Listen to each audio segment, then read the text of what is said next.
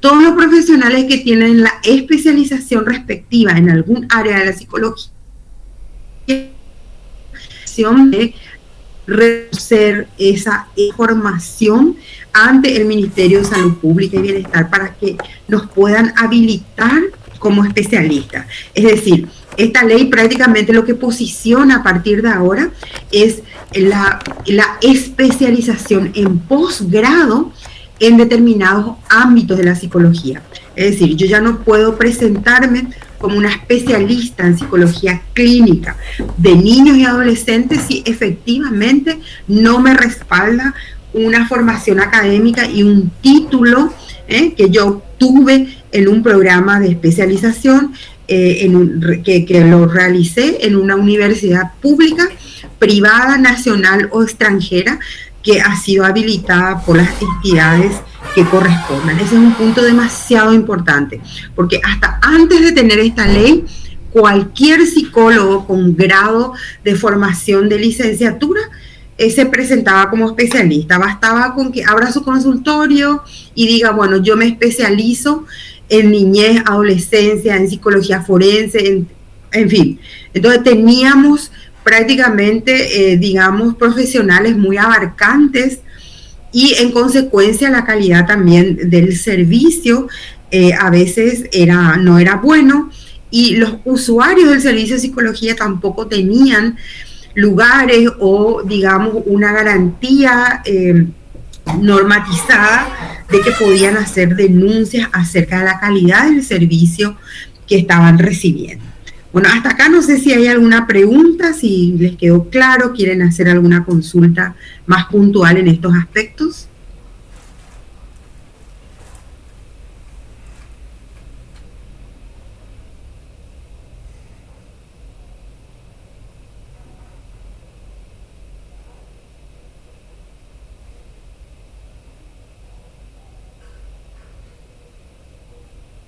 Bueno, al parecer parece que está todo claro.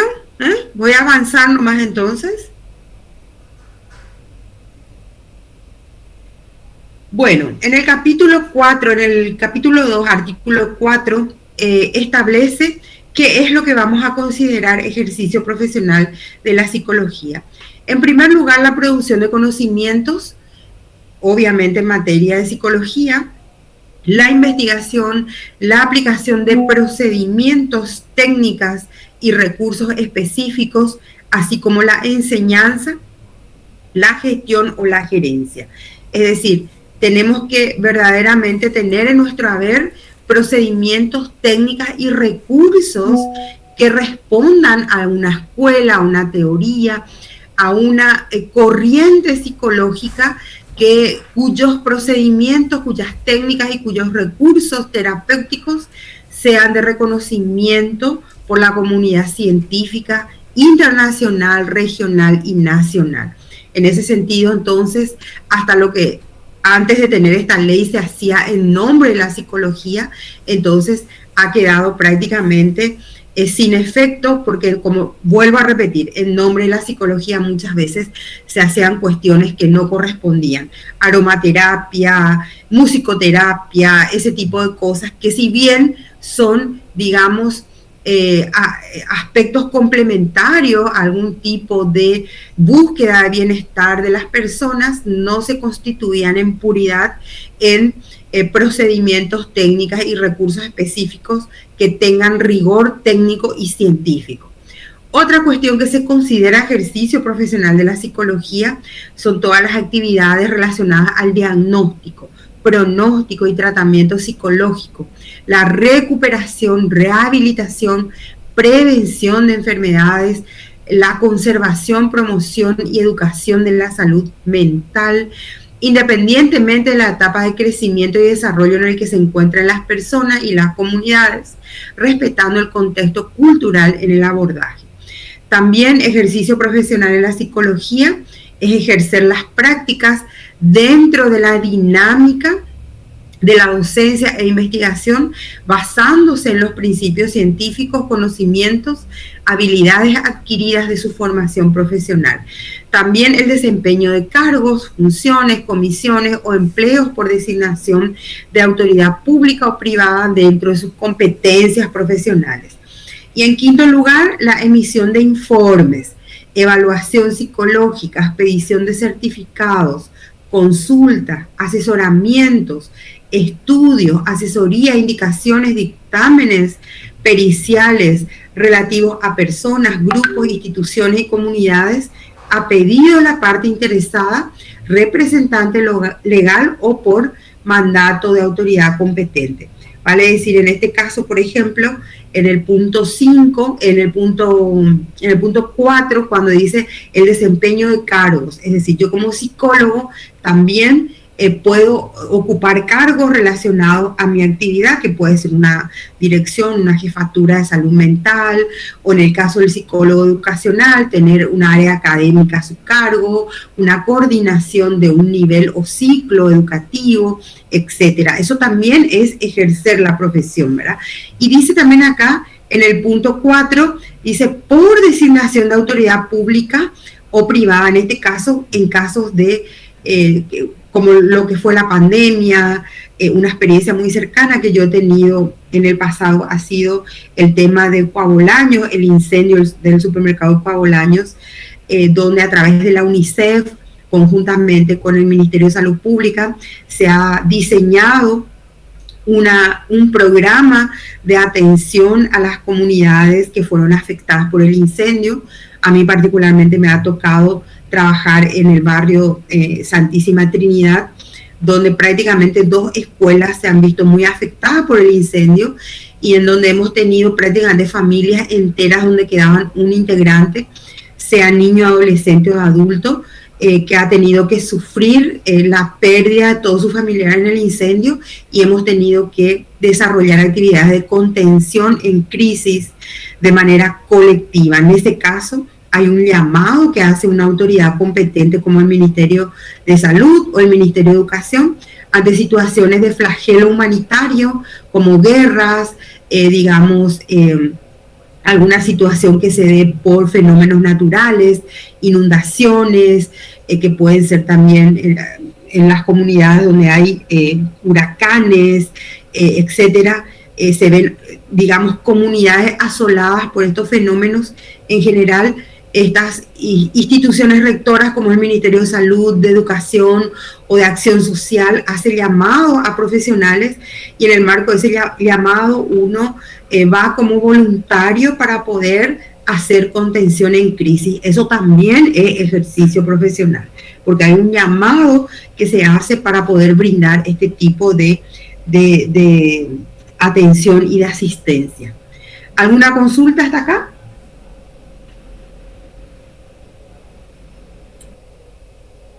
Por mi parte no, profe.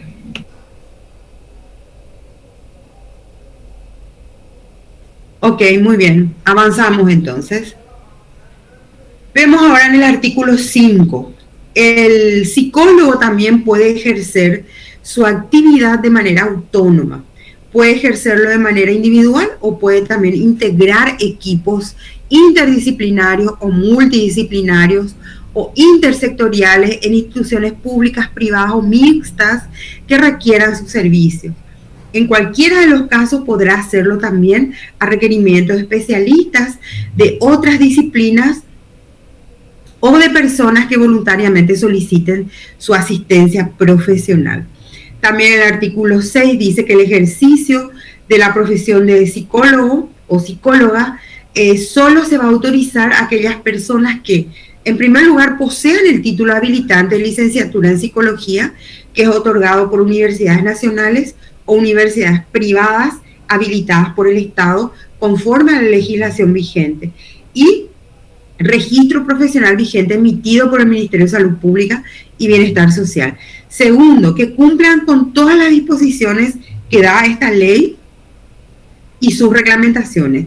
También que posean título otorgado por universidades extranjeras que hayan sido reconocidos u homologados y registrados oficialmente en el país por la autoridad competente. Y también la reglamentación establecerá los casos en los cuales se requiera especialización para el ejercicio de la profesión. Entonces, como pueden ver acá, el ejercicio de la profesión de psicólogo van a ejercer estas personas que cumplan estos 4 requisitos. Acá pueden ser profesionales paraguayos, ¿verdad? Que cumplan con esto, ¿verdad? Que tengan el título que le otorga una universidad pública o privada de licenciado en psicología, o también profesionales extranjeros, pero que tengan su título reconocido o que esté homologado, en este caso aquí en Paraguay, por el CONES y por el Ministerio de Educación y Ciencias. Esos son los requerimientos, que tenga al día su registro profesional, porque eso también era un tema antes de esta ley, ¿verdad? Si bien el Ministerio establece en una resolución anterior a esta ley que tiene que renovarse cada 5 años, ¿verdad? Muchos psicólogos ejercían la profesión, pero sin hacer la renovación de sus licencias profesionales. Hoy en día esta ley prácticamente, digamos, hace un sumario administrativo en caso que se denuncie que un profesional psicólogo no tenga, digamos, actualizado su registro profesional. Cada 5 años tenemos la obligación de actualizar nuestros registros profesionales. En el artículo 7 también establece que podrán ejercer la profesión los extranjeros psicólogos con título equivalente que estuviesen temporalmente en el país y fueren requeridos sus servicios profesionales para consulta en asuntos de su especialidad. Pero en todos los casos tienen que tener autorización de la autoridad competente, en este caso el Ministerio de Salud Pública y Bienestar Social.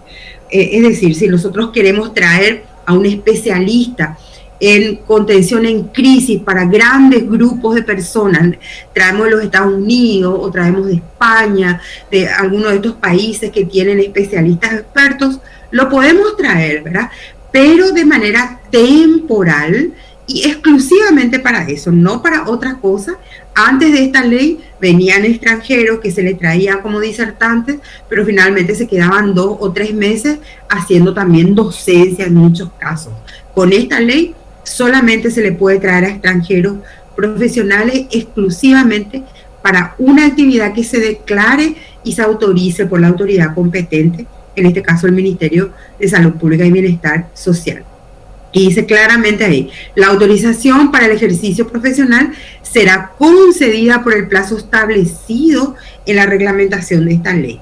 Los psicólogos extranjeros contratados por instituciones públicas o privadas con fines de investigación, docencia o asesoramiento, previa autorización de la autoridad competente, la autorización no habilita al profesional extranjero para el ejercicio independiente de su profesión de psicólogo o psicóloga, debiendo limitarse a la actividad para la que ha sido requerido. En el artículo 8, el ejercicio o praxis profesional consistirá en la ejecución personal de los actos enunciados en la presente ley, no pudiendo el profesional psicólogo prestar su nombre ni su firma a terceros, sean estos psicólogos o no. Eso también ha sido una práctica y un vicio en la práctica profesional. Muchos psicólogos que no tenían su registro profesional actualizado, ¿verdad?, requerían a veces la firma de los profesionales que sí estaban al día. Entonces eso era como, digamos, hacer un uso indebido del nombre, de la firma o del registro profesional de colegas para poder cumplir con el servicio que se requiere, pero en estos casos, estos psicólogos que no querían hacer el esfuerzo de ponerse al día con su registro profesional, utilizaban el registro de otros colegas o la firma de otros colegas. En cuanto a los principios de la práctica profesional, esto no es necesario reglamentar. Se consagra la ética profesional en todos los principios y valores, normas y disposiciones legales que están establecidas para todas las, digamos, titulaciones y profesiones del área de la salud. En este caso, todos los principios y valores internacionales universales que están consagrados en la bioética y en la psicoética rigen digamos, de manera igualitaria también para la psicología. Luego tenemos las inhabilidades e incompatibilidades. En el artículo 10 dice, no podrán ejercer la profesión de psicólogo o psicóloga los que no posean el título habilitante de licenciado en psicología, los que no posean el registro profesional habilitante que es otorgado por el Ministerio de Salud Pública, los que están condenados por hechos punibles a penas privativas de libertad de 2 o más años durante su cumplimiento, los que fuesen declarados interdictos o inhabilitados por la justicia ordinaria, los que hayan sido inhabilitados por el Ministerio de Salud Pública para el ejercicio de la profesión. Generalmente, en el caso, por ejemplo, de médicos, de odontólogos, la jurisprudencia nos dice en materia de salud que cuando un profesional de la salud está siendo sumariado con resolución de sumario por parte del Ministerio de Salud, mientras tanto no puede ejercer la profesión. Entonces, esos son los inhabilitados por casos de denuncia, mala praxis o alguna cuestión muy particular que va incluso hasta el Ministerio Público. En el caso 6, las personas que no cumplan las prescripciones de esta ley e incurran en prácticas no reconocidas por la comunidad científica, tanto a nivel nacional como internacional. En cuanto a las obligaciones, derechos y obligaciones, los profesionales psicólogos que ejerzan la psicología en instituciones públicas, privadas o mixtas tienen derecho a exigir que su trabajo sea desarrollado en y condiciones adecuados a la dignidad de los usuarios y del profesional. Por esta ley nosotros también podemos ser un poco más exigentes o mucho más exigentes que antes, en el sentido de tener todos los elementos y los recursos para ejercer la profesión. En el artículo 12 dice que el profesional psicólogo también deberá contar con equipos y materiales necesarios para su desempeño profesional y la asistencia también de otros recursos o talentos humanos conforme a la naturaleza del trabajo que realiza. También el artículo 13, que el profesional psicólogo puede negarse a cumplir tareas que se le asigne cuando éstas sean contrarias a su competencia o afecten su dignidad o su ética profesional. A veces, por ejemplo, en el caso de conflicto de intereses, ¿verdad?, cuando de repente, en muchos casos que hemos recibido en la Sociedad Paraguaya de Psicología, en el Comité de Ética y Normas, hemos recibido este tema de conflicto de intereses, ¿verdad? Cuando, por ejemplo, en una cuestión de separación para tenencia de la patria potestad, se comprueba que el psicólogo que está haciendo un dictamen de pericia del niño o del adolescente afectado es a veces pareja de la madre. Entonces ahí hay un conflicto de intereses y se determina que ese profesional debe negarse porque hay un conflicto de intereses para la atención de ese caso en particular. También dice en el artículo 14 que todo profesional de la psicología tiene derecho a ejercer la profesión con libertad e independencia científica y profesional.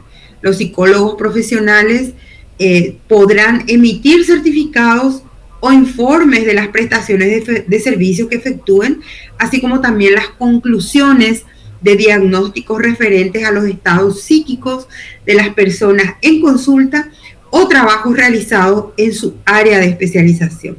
Efectuar interconsultas o derivaciones también a otros profesionales de la salud cuando la naturaleza del problema así lo requiera. Ustedes saben que al ser el objeto de nuestros estudios, el sujeto también de nuestro análisis, del abordaje de los estudios que nosotros hacemos, tiene esta dimensión, digamos, biopsicosocial. Incluso algunos autores ponen otras dimensiones también del ser humano. Entonces, al tener este abordaje múltiple, las dimensiones del estudio del ser humano como nunca, entonces en los escenarios actuales, más todavía, exige este trabajo de interdisciplinariedad, ¿verdad? Ya no actuar solo en solitario, sino siempre trabajar en equipos multidisciplinarios que puedan hacer estudios mucho más finos, mucho más específicos de la naturaleza del ser humano para verdaderamente prever un diagnóstico integral.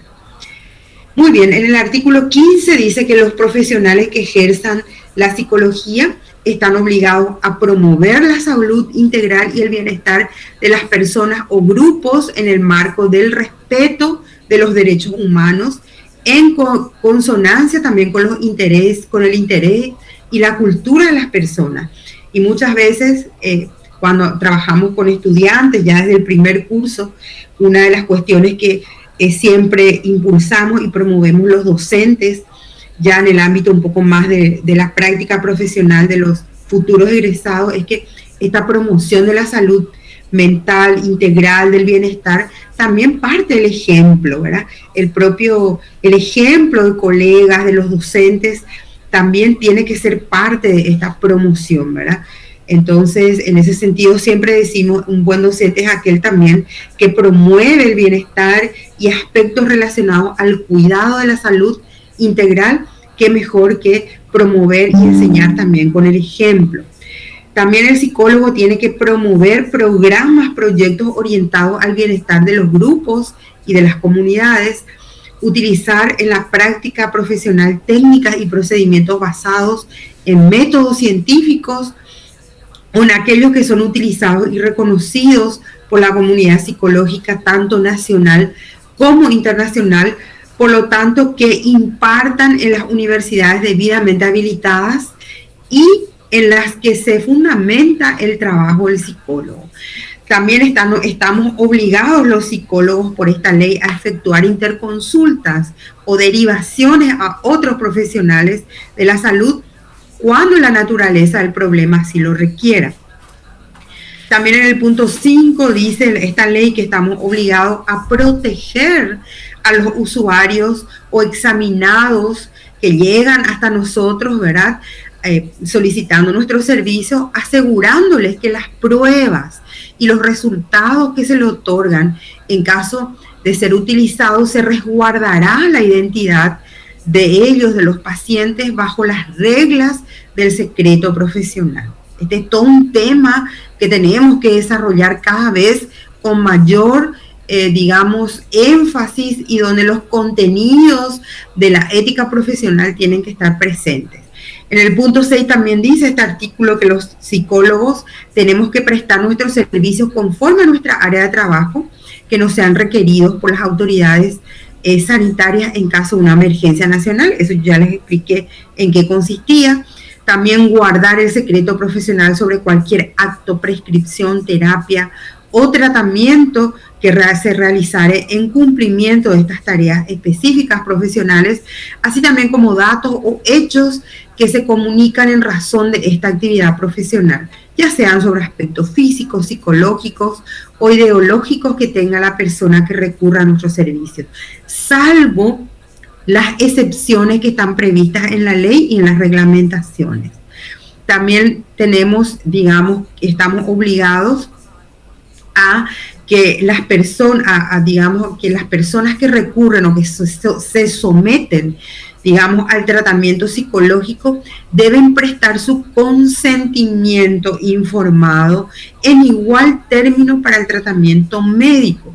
En caso de no contar con el consentimiento respectivo para el tratamiento, incluso para el diagnóstico mismo, será aplicado el artículo 123 del Código Penal en Paraguay, es decir, la mala praxis. En este caso, esto es muy importante porque el punto de partida de la investigación en caso de denuncias por mala praxis, impericia o inobservancia de la ley, generalmente lo primero que se pide es a ver si se tuvo el consentimiento informado por parte del paciente. En caso que sean niños y adolescentes, como son menores de edad, el consentimiento informado lo dan sus padres, sus tutores o responsables. Y los adultos, obviamente, deben de dar su consentimiento ya desde el momento mismo de hacer el diagnóstico requerido. También estamos obligados a exhibir nuestro registro profesional habilitante en los casos en que se los requiera. Esto es algo que tenemos que poner en todo momento. Cuando anunciamos nuestros servicios, cuando hacemos informes, cuando hacemos diagnósticos, etcétera. Incluso en el marco de investigaciones o de docencia, siempre tenemos que exhibir el número de nuestro registro profesional habilitante. En cuanto a las prohibiciones, en este punto es muy importante. Queda prohibido a los profesionales que ejerzan la psicología, en primer lugar, prescribir, administrar o aplicar medicamentos o químicos o cualquier otro medio físico destinado a los tratamientos, al tratamiento de las personas. Dividir honorarios con colegas u otros profesionales sin perjuicio, dice la ley, del derecho a presentar honorarios en conjunto por el trabajo realizado en equipo. También está prohibido anunciar o hacerse anunciar por algún medio publicitario, por ejemplo, la actividad profesional como psicólogo, publicando falsos éxitos terapéuticos o laborales, o falsos resultados de investigaciones, así como prometer resultados en las diferentes áreas de especialización basados en cualquier forma de engaño o de estafa. También está prohibido anunciarse como especialistas si es que no contamos con ese título o registro habilitante de esa especialidad. También publicar o hacer publicar datos de identidad de nuestros pacientes, de nuestros usuarios o de procedimientos utilizados sin contar con la autorización de la institución en donde se ejerza esta profesión y el consentimiento informado de los usuarios. Bueno, y también esto, con estos artículos un poco termina esta ley del ejercicio. Acá tenemos la reglamentación, el decreto 3601, que fue, digamos, emitido en el mes de mayo del 2020, por el cual prácticamente se aprueba todo lo que dice la ley. Acá no vamos a detenernos mucho en analizar porque es contenido de la ley, ¿verdad? Lo que sí dice acá en el artículo 8, ¿verdad?, que el Ministerio de Salud Pública y Bienestar Social, en ejercicio de sus atribuciones legales, es la autoridad competente para aplicar sanciones por incumplimiento de esta ley, y su reglamentación dice en el área de su competencia, previo sumario administrativo que se tramitará bajo el procedimiento establecido en el Código Sanitario. Entonces, todo profesional que incumpla alguno de estos puntos de la ley o alguno de los puntos de la reglamentación, se le aplica el artículo 8 de la reglamentación y se procede al sumario administrativo en los casos de denuncias donde verdaderamente en colaboración con, en este caso, la Sociedad Paraguaya de Psicología, que es la agremiación, digamos, profesional, científica y académica que tiene personería jurídica en el Paraguay, que está reconocido por el Ministerio de Salud y todas las instancias que reconocen agremiaciones y asociaciones de profesionales. Entonces, en general trabajamos con el Ministerio de Salud para poder emitir dictámenes acerca de las denuncias que llegan hasta la Sociedad Paraguaya de Psicología o que llegan hasta el Ministerio de Salud Pública y Bienestar Social. Son muchos los casos que hemos tenido a partir de tener esta ley en el Paraguay y, bueno, cada vez más son exigentes. Tenemos una sociedad mucho más exigente en cuanto a prestación del servicio de psicología, sea en instituciones públicas o privadas. Bueno, yo hasta acá llegué, Cecilia, no sé si estás por ahí. Y ya se prendió otra vez la luz acá. Sí. Gracias, Nori, querida. Sabemos que esto, como siempre vos decís, tenemos que apropiarnos de cada uno de los artículos de nuestra ley, que por fin se tuvo después de tantos años, y sobre todo que lo conozcamos así uno a uno, porque en derecho también se habla que nadie puede alegar el no conocimiento de la ley. O sea, ninguno de nosotros podemos decir, yo no sabía que había una ley del ejercicio profesional de la psicología psicología, no sabía que había un reglamento que también va como que clarificando algunos ítems específicos y no sabía que hay un código de ética, etcétera, etcétera. Entonces, la invitación está como para que ustedes lo lean nuevamente, lo analicen, inclusive si después hay puntos que tocar, lo pueden hacer también. Y no sé si alguien en este momento quiere preguntar o comentar algo, por favor.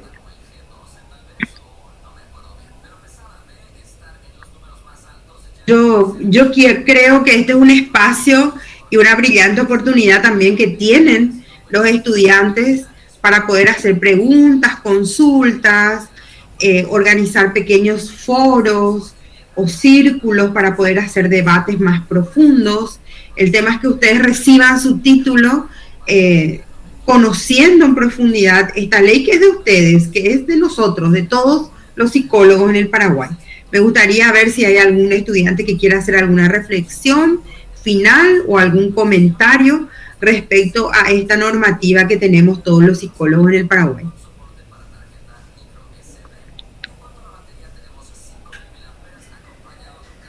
No estén tan calladitos, comenten algo, por favor, ¿sí? Sí.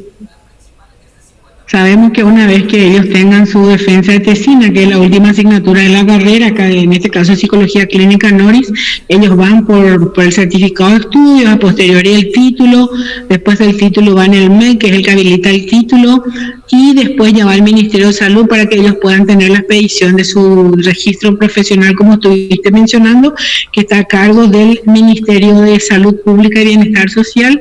Creo que una de las chicas habló algo del tema de Comecipar. O sea, en realidad nosotros no por esta ley precisamente, sino que ya estamos luego contemplados como personal o profesionales de la salud. Hay inclusive otra ley que tiene que ver con el personal de blanco, que también estamos insertos, solo que este es más específico. En el otro están insertas las otras profesiones como enfermería, obstetricia, etcétera. Y desde antes, luego ya podíamos ser socios de Comecipar, porque, o sea, una cuestión gremial que tiene que ver también con nuestras cuestiones sociales. Ahí tiene una duda, dice Andrea, ¿sí? Dice Noris, te leo un ratito, no sé si adelante. Un ratito, acá se mi teléfono, se me fue la... Voy a leer yo, Cecilia. Bueno, María, gracias. Profe, yo sí tengo una duda. Como psicólogo clínico, ¿puedo hacer alguna función de otra área de la carrera? Por ejemplo, trabajar como psicólogo en área laboral. ¿O por ley eso no es permitido? Bueno, vos como psicólogo, una vez que uno elige, tenés el título de licenciado en psicología, generalmente la tendencia por lo menos es tener el título que nos avala una formación generalista, una formación general. Lo que esta ley te dice es que no, lo que no tenemos que hacer es anunciarnos como especialistas en algún ámbito en particular sin que nos avale esa formación, Andrea. Claro que vos podés trabajar y tener tu función, ¿verdad?, en donde te contratan.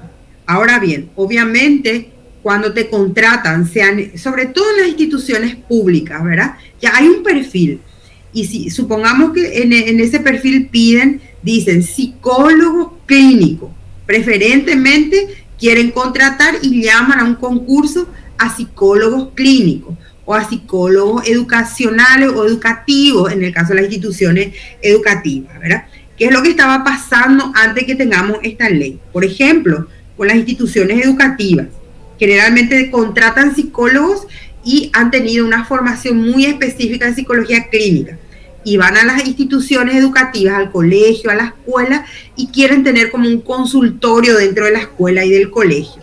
Y lo que en realidad tienen que es trabajar toda la problemática que puedan ellos identificar en ese proceso formativo, ya sea de adaptación, problemas de desempeño académico, problemas de desenvolvimiento académico, etcétera. ¿Me entienden? Entonces, últimamente el Ministerio de Educación dice: queremos preferentemente psicólogos educacionales. Obviamente en una institución donde es una empresa, donde hay procesos productivos de venta, de producción industrial o de algún tipo de servicio, van a preferir un psicólogo laboral u organizacional. Ahora, si dicen, tenemos un proyecto en el Ministerio de Acción Social que vamos a trabajar en la inserción de jefes de hogar, que sean mujeres jefes de hogar, entonces queremos un psicólogo con formación en psicología comunitaria. Entonces ahí tenés que demostrar que vos tenés una formación académica en ese ámbito de la psicología, ¿verdad? Mientras tanto, lo que te dice la ley es que está prohibido que vos te anuncies como especialista sin tener esa especialización. No sé, Andrea, si te quedó claro. No sé, profe Cecilia, si querés. Sí, profe, no, y resulta que nosotros acá en la UNA, por la pregunta de Andrea, ¿verdad? Y también siempre solemos ir en el año eso aclarando. Nosotros acá los títulos tenemos 5 especialidades, antes eran 3, ¿verdad? Y ahora son 5. Bueno, y el título expedido, en este caso por la carrera, es licenciado en psicología y entre paréntesis especialidad clínica.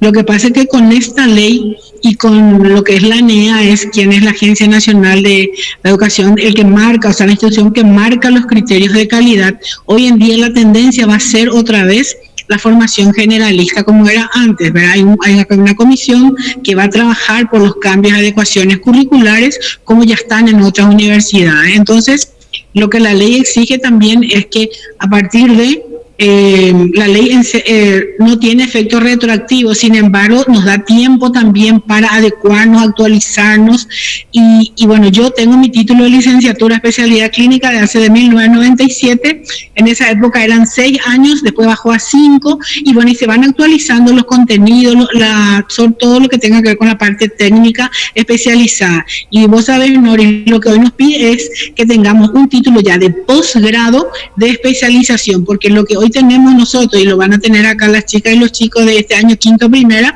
van a ser especialistas con un título de grado. Y hoy en día, como en otras carreras de salud, sobre todo medicina, ellos hacen sí o sí residencia 1, residencia 2, residencia 3, recorren todas las especialidades y ahí un poco se define, ¿verdad? Antes ellos ya se recibían de doctores, hoy se reciben de médicos, después hacen el doctorado. Entonces lo mismo nosotros vamos a tener, es la tendencia tanto a nivel nacional, regional, por supuesto, no puede abstraerse lo que sucede acá alrededor a nivel mundial, y entonces sí o sí vamos a tener que tener título de especializaciones en posgrado, ya sea a nivel de especialización propiamente dicha, maestría, doctorados, etcétera. Y entonces como que vamos a ir haciendo, hay temas luego que son súper especialidades, Nori, ¿verdad? Y no podemos decir que no sabíamos eso. Lo mismo para la gente que quiere ejercer la docencia, que es una carrera profesional. Igualmente también la gente tiene que tener, hoy en día le piden habilitación pedagógica, le piden, si es para primaria y secundaria, le piden didáctica universitaria, si van a enseñar, en las universidades o a nivel terciario, y así sucesivamente. O sea, todo se coma como una cuestión profesional y que tenemos que estar competentes. Para quienes enseñamos en la universidad, nos dicen que nos van a dar, por decir un tiempo, no está así taxativamente en la ley. Sin embargo, tiene que haber una tendencia y si se hace una autoevaluación de las carreras, tenemos que tener un 50% de licenciatura, de licenciados, y el resto ya tiene que ser magíster o doctores, y después ya tiene que ser 70, y después todo lo que estamos enseñando ya tenemos que tener todo título de posgrado, porque tenemos que también adecuarnos a toda la ciencia que exige la psicología. Así mismo, profe Cecilia.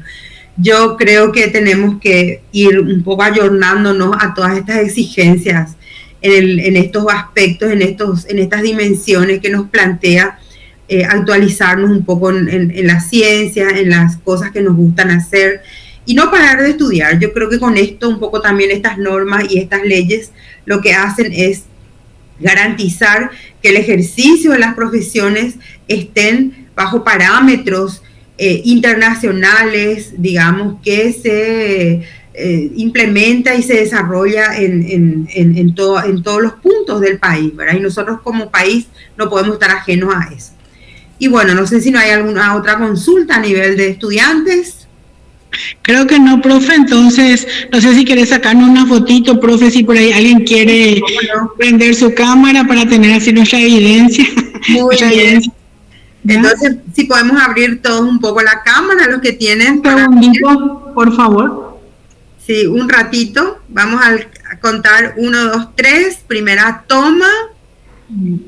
1, 2, 3. Segunda toma. Y 1, 2, 3, tercera toma. Y bueno, creo que con esto hemos cumplido por hoy, profe Cecilia. Sí, profesora Noris, inmensamente agradecida contigo, gracias a cada uno de los presentes también, a los alumnos y alumnas de este curso, y nos vemos entonces en cualquier momento, profe. Muchísimas gracias, gracias a cada uno también, a cada uno de ustedes, perdón, y gracias por la paciencia. Chao, profe, Chao, y chao. gracias a todos. Chao, chao, gracias, profe. Hasta luego. Gracias, profe. Hasta luego. Gracias, Andrea. Gracias, profe, hasta luego. Gracias, Gaspar, gracias, Sebastián. Hasta luego. Gracias, profe.